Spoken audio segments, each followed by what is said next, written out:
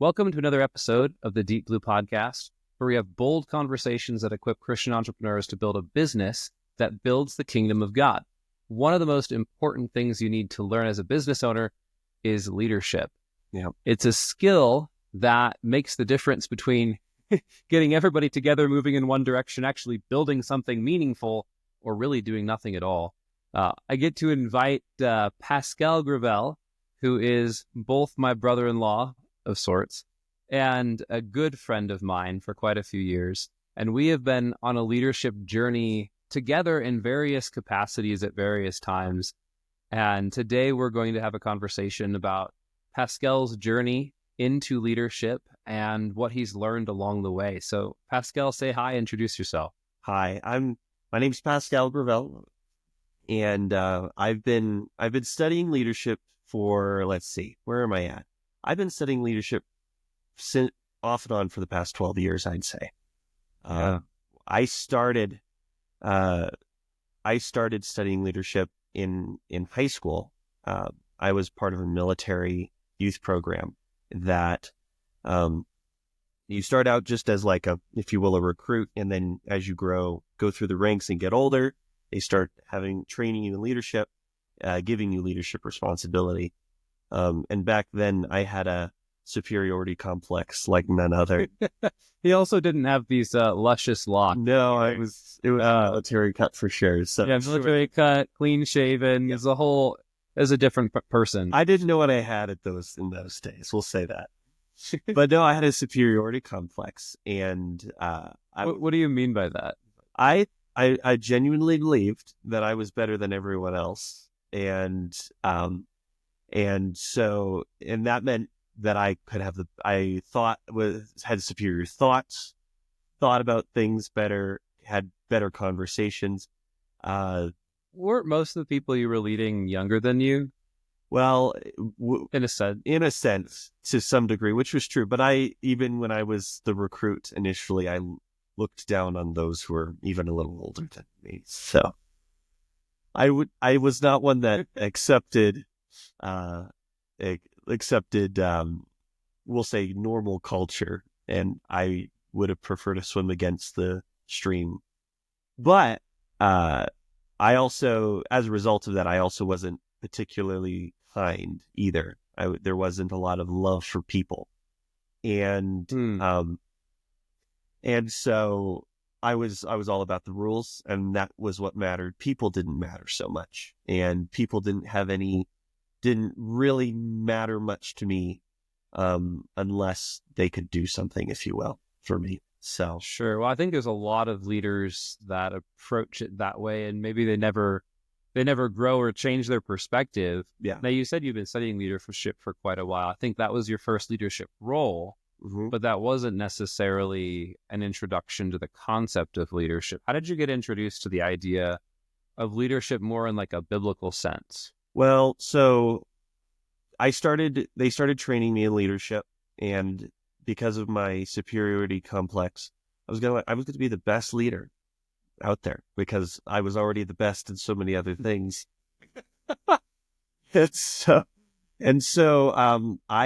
don't remember where we got it, but it was a John Maxwell book. So that was really my first true study, and I don't remember the title of the book, but it was okay.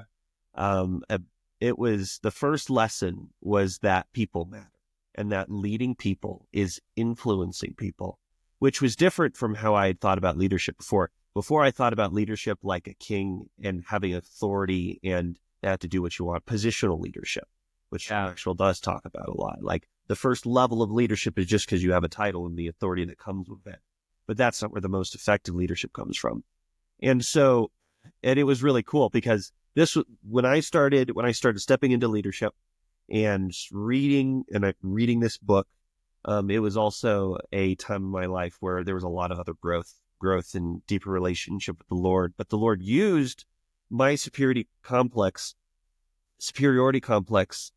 and in leadership to start to reveal to me that people mattered, and that he sees people as valuable, and he wanted me to as well. Yeah. And so that was the first lesson, was that not only are people valuable, but I can learn from other people. And there is a huge amount more joy, satisfaction, excitement instead of just trying to achieve goals and getting done what you want done at the expense of whatever it takes, to doing that with people and seeing them grow as they went. I went from being someone who was very self-centered on how good I was to realizing that there was people around me who didn't see themselves that way, but didn't see their true value either.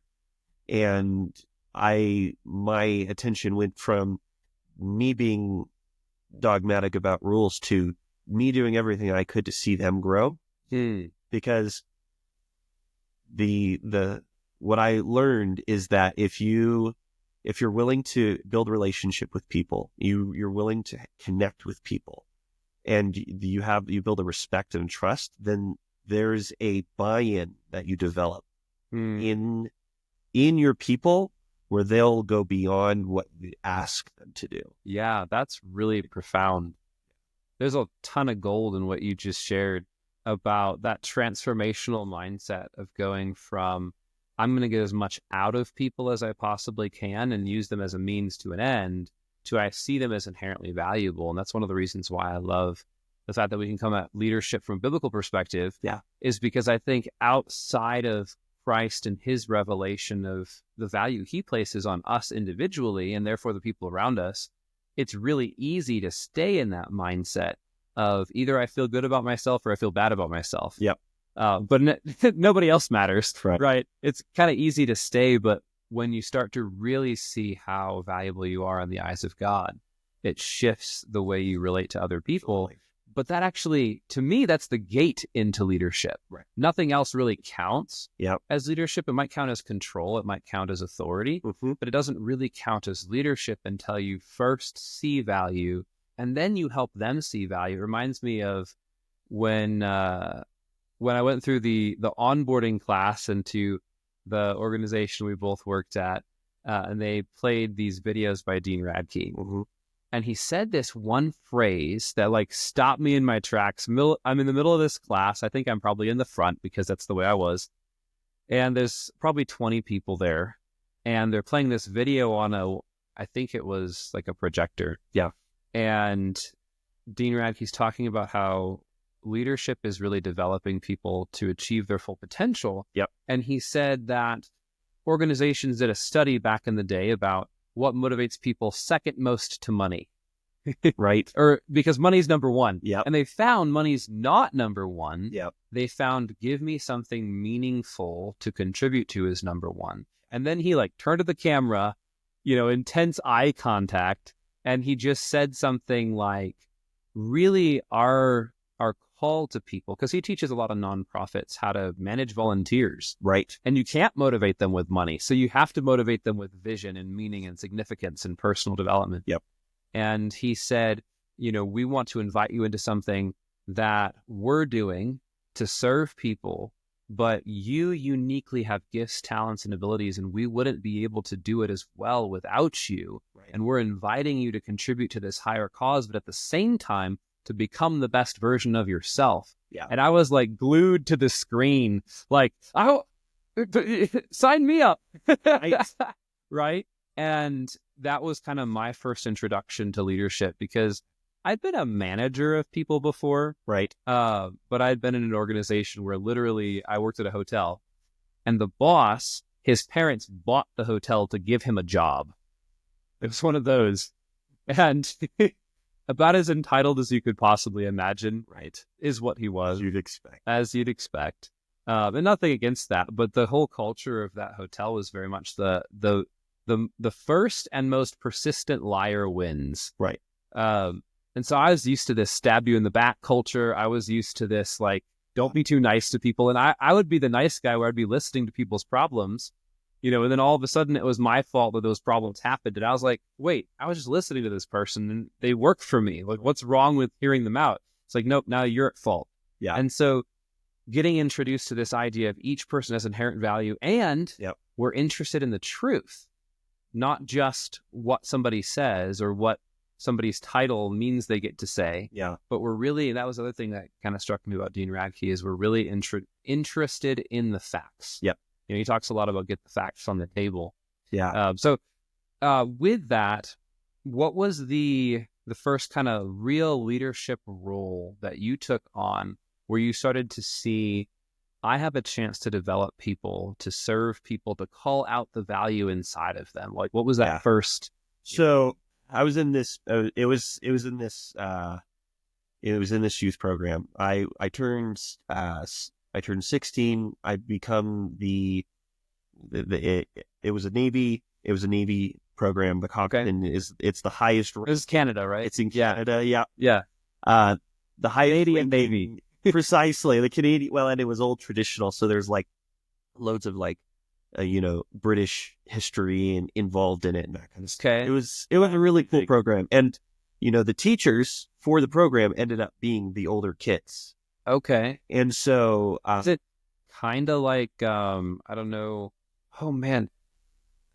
There's like the Civil Air Patrol in the U.S., which is like the Air Force, and then the kids come in and they start to teach them different things. Exactly. A little bit similar to like that. And it's a program for youth, and they develop leadership, the military stuff, all that kind of thing. And I thought I was going to go into the military for a long time. And part of this leadership journey, along with then just the development of my own faith, not just my family's faith.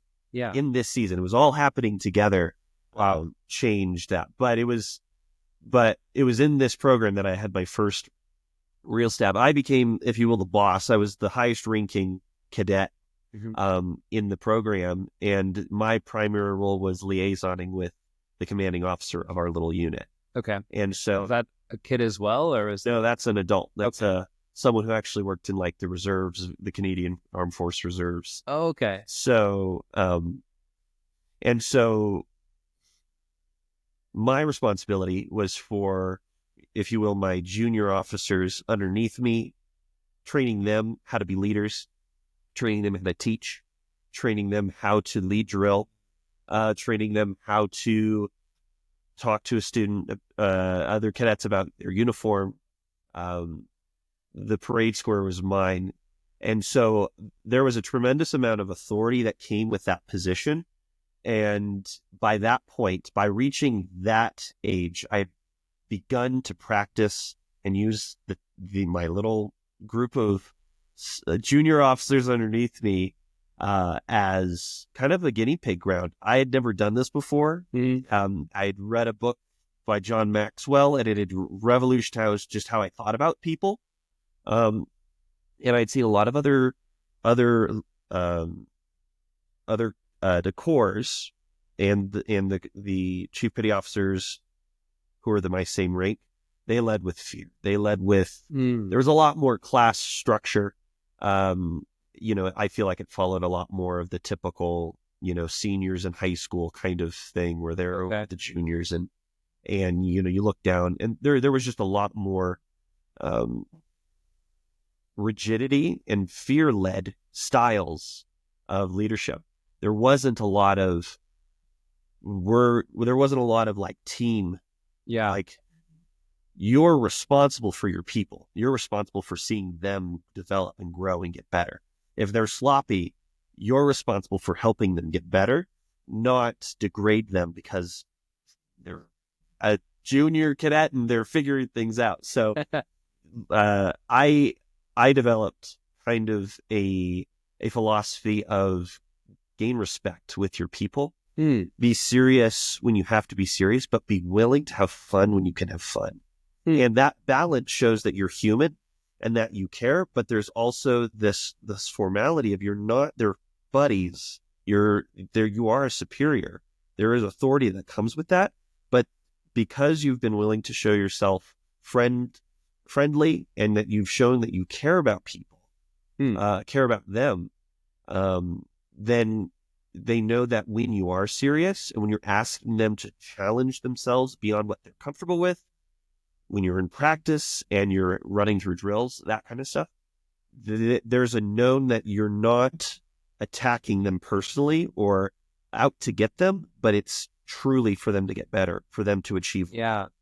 And it was in that moment where I think it unlocked, at the time I didn't realize it, but it unlocked a need, if you will, a need in me, but like a passion to help people become the best versions of themselves, just like you were saying with Dean Radke.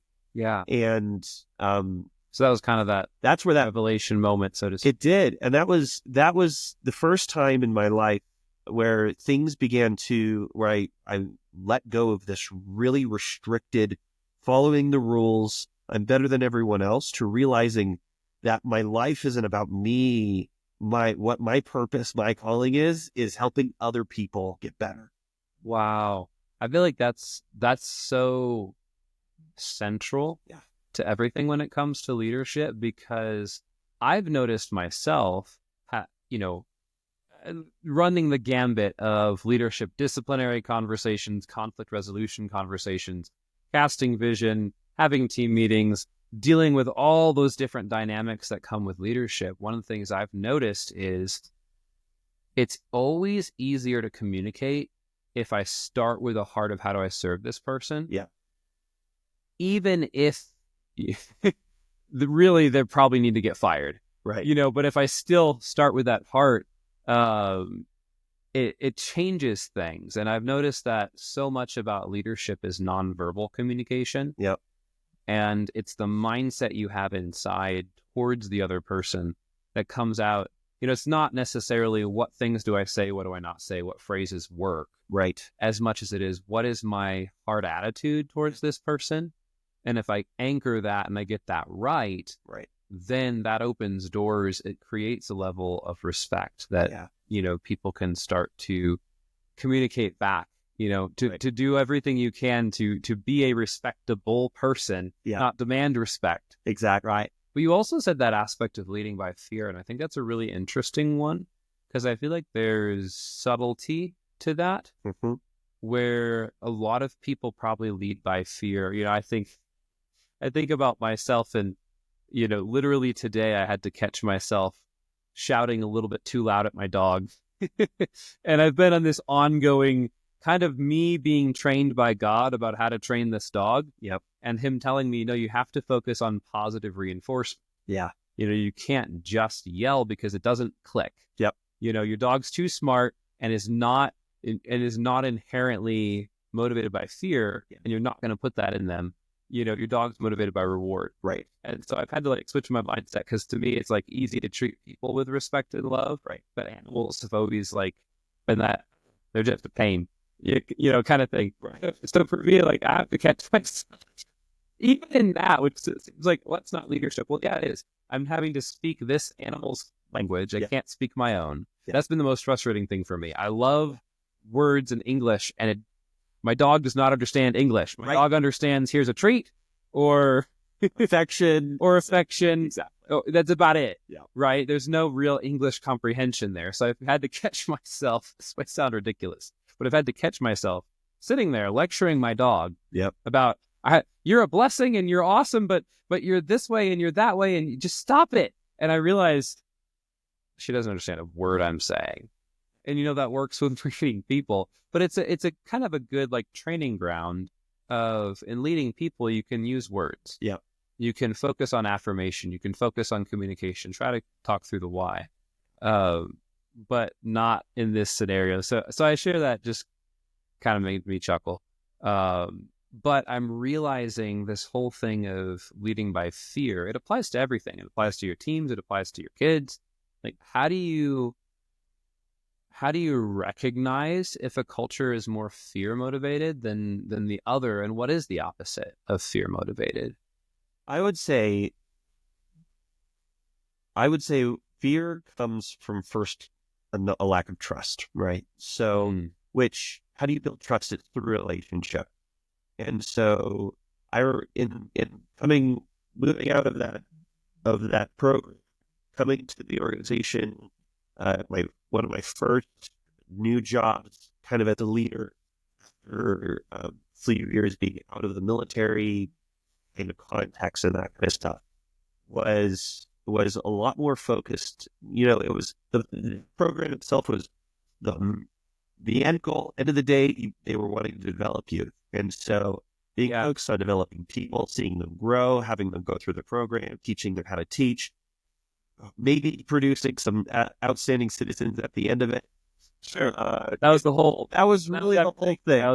Maybe you'll get a couple that then are like, it's enough, I want to join the military. Maybe not. But that was kind of the thing. Starting to go to work, you're now focused on, you're doing a job to achieve an outcome. That's all. That's what work is.